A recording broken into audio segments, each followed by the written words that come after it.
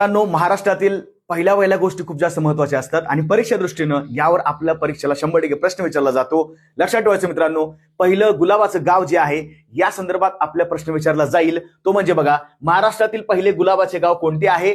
पारपोली, मांगर, मानाचेवाडी आणि पारपार.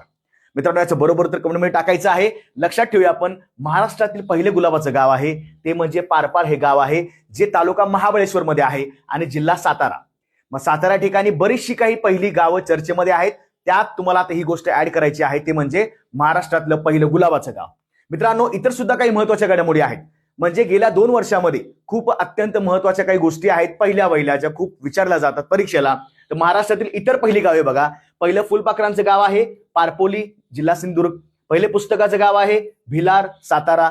पहिलं मधाचं गाव आहे मांगर. पहिले कॅस्टेस गाव आहे घसई, ठाण्यामध्ये. पहिलं फळांचं गाव आहे धुमाळवाडी, सातारा. पहिलं कवितेचं गाव आहे मित्रांनो, हे सुद्धा खूप जास्त महत्वाचं आहे, उभादांडा, जिल्हा सिंधुदुर्ग. पहिले डिजिटल गाव आहे हरिसाल. पहिले आधार गाव आहे टेंबली. आता तुमच्यासाठी एक प्रश्न मित्रांनो आहे, तो म्हणजे पहिले महाराष्ट्रातील वायफाय गाव कोणते आहे?